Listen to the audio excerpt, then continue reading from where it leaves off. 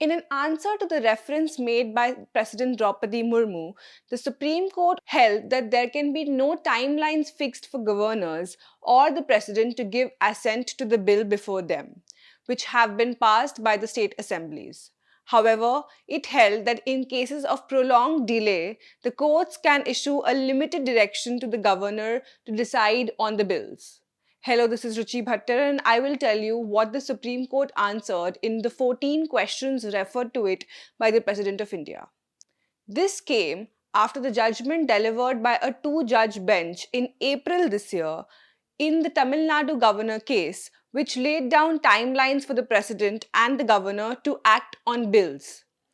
That two-judge decision fixed a 1 month deadline for governors to act on reenacted bills, a 3 month window for the president to decide on reserved bills, and even used Article 142 to deem 10 Tamil Nadu bills as having received assent. A month later, exercising her powers under Article 143, Part 1 of the Constitution of India, the President on 13th May 2025 referred 14 questions relating to the interpretation of powers of the governors under Articles 200 and 201, along with certain ancillary questions for the opinion of the Supreme Court. Article 143 grants the President of India the power to consult the Supreme Court on questions of law or fact that are of public importance. Acting in its advisory capacity, a bench comprising Chief Justice of India B.R. Gavai, Justice Surya Kant, Justice Vikram Nath, Justice P.S. Narasimha, and Justice A.S. Chandurkar heard the matter for 10 days and reserved its opinion on September 11th.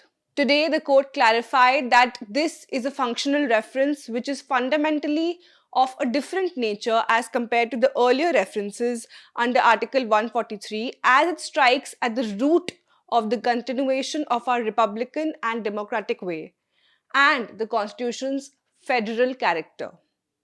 First, let's look at Article 200. Article 200 requires the governor to act as soon as possible when returning a bill.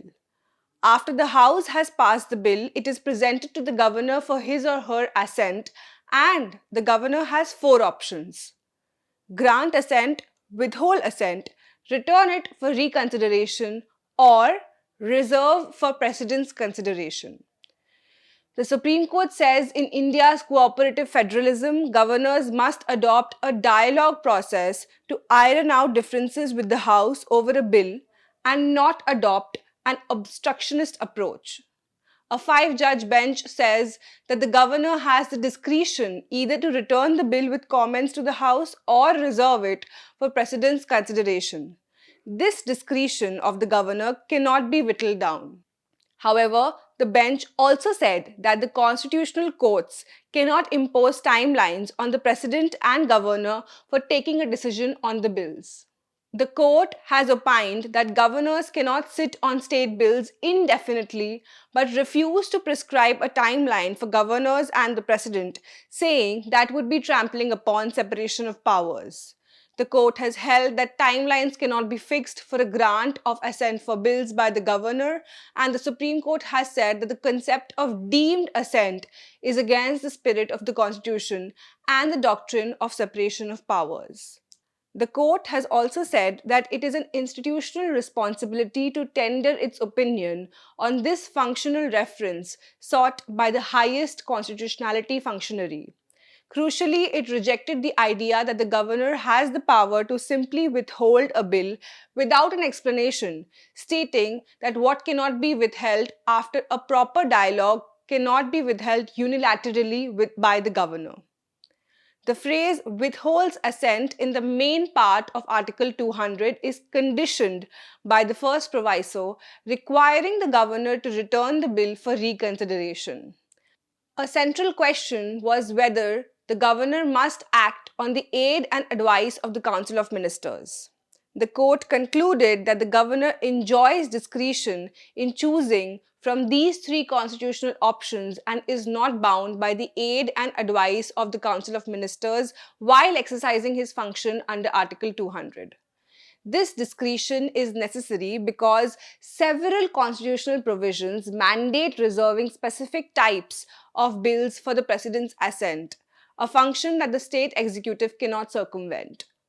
The court addressed the issue of deadlines and found that judicially prescribing timelines for governors and the president is inappropriate, as the absence of limits was a deliberate constitutional design affording elasticity. Therefore, the concept of a bill automatically becoming law after a set period, which is deemed assent, is rejected. Such a mechanism is virtually a takeover and substitution of the effective functions of the judiciary. The court held that the governor's decision on a bill is generally not justiciable. The court cannot evaluate the merits of the decision taken, and judicial review is only invoked once a bill becomes law. Therefore, the decisions of the governor and president are not justiciable as a stage anterior in the law coming into force. Ultimately, the ruling affirms that the relationship between the governor, the president, and the state legislature must be governed by cooperation, recognizing that dialogue, reconciliation, and balance, and not obstructionism, is the essence of constitutionalism that we practice in this republic. However, the constitutional scheme abhors inaction. If the governor exhibits prolonged, inexplained, and indefinite delay, the court can intervene for the governor to discharge his function under Article 200 within a reasonable period time without making any observations on the merits of the exercise of his discretion. With that, thank you for watching.